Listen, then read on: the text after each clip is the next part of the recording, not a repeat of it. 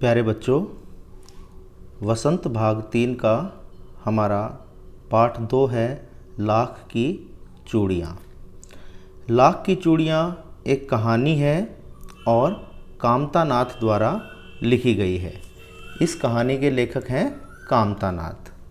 ये हमारी पहली वीडियो सिर्फ इस कहानी के उद्देश्य पर है और इस कहानी का जो शीर्षक है लाख की चूड़ियाँ, यहाँ हमारा पहली वीडियो का केंद्र बिंदु रहेगा। देखो, लाख की चूड़ियाँ, इस कहानी में लेखक ने बताया क्या है? इस कहानी में लेखक ने बताया है कि धीरे धीरे गांव के लोग शहरों की ओर चले गए। गांव छोड़ कर लोग शहरों में जाकर बस गए। वहाँ उन्होंने अपने काम धंधे स्थापित कर लिए।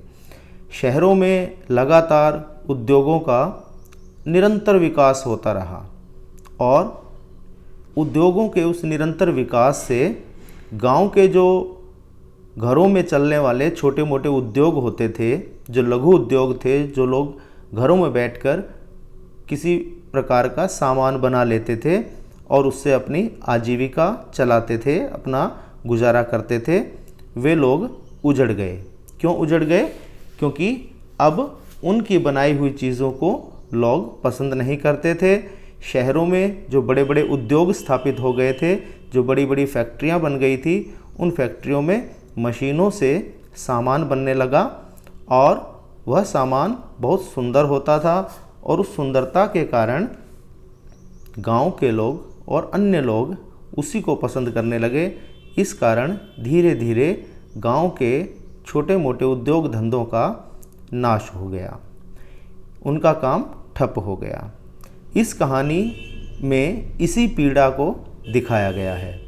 साथ ही यह भी दिखाया गया है कि किस प्रकार हमारे सहज संबंधों में बिखराव आ गया है, यानी हमारे जो संबंध हैं वो किस प्रकार बिखरते चले गए हैं और हमारी जो भारतीय संस्कृति है, जो ग्रामीण संस्कृति है, उसका पतन हो गया है। हमारी ग्रामीण संस्कृति धीरे धीरे पतन की तरफ चली गई है।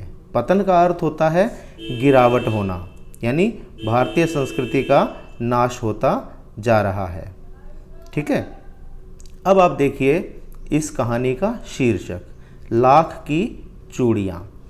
मैं बात करूँगा लाख शब्द पर। ठीक है, लाख क्या होता है? चूड़ियाँ तो आपको सबको पता ही है। लाख शब्द क्या होता है? बच्चों, लाख होता है, लाख शब्द के दो अर्थ होते हैं। ठीक है, एक शब्द जो लाख है ये संस्कृत के लक्ष्य शब्द से बना है। लक्ष्य यानी कि हम कहते हैं 1, 10, 100, 1000, 10,000 और उसके बाद 1 लाख। ये जो लाख है ये एक संख्या है और संस्कृत के लक्ष्य शब्द से बना है। यहाँ ये लाख शब्द उस संख्या के रूप में नहीं आ रहा। ये जो लाख शब्द है ये संस्कृत के लाक्षा शब्द से बना है। लाक्षा क्या होता है? जैसे कई पेड़ होते हैं, पीपल है, बेर है, शीशम, इन वृक्षों की शाखाओं के ऊपर एक लाल रंग का पदार्थ लगा होता है, उस पदार्थ को लाख कहते हैं। ठीक है, ये संख्या वाला लाख नहीं है, आप ध्यान रखेंगे। दूसरी बात, लाख से अनेक प्रकार की चीज़ें बनाई जाती हैं, जैसे चूड़ियाँ, हाथों में पहने जाने वाले कड़े, कोई सजावटी डिब्बियाँ, सजावटी पेन, गले के हार, झुमके और विशेष प्रकार की दवाइयों में भी इसका प्रयोग होता है। ठीक है बच्चों, लाख जो है वो एक बहुत ज्वलनशील पदार्थ होता है। ज्वलनशील पदार्थ का अर्थ है ऐसा पदार्थ जो बहुत जल्दी जलता है, बहुत जल्दी आग को पकड़ लेता है।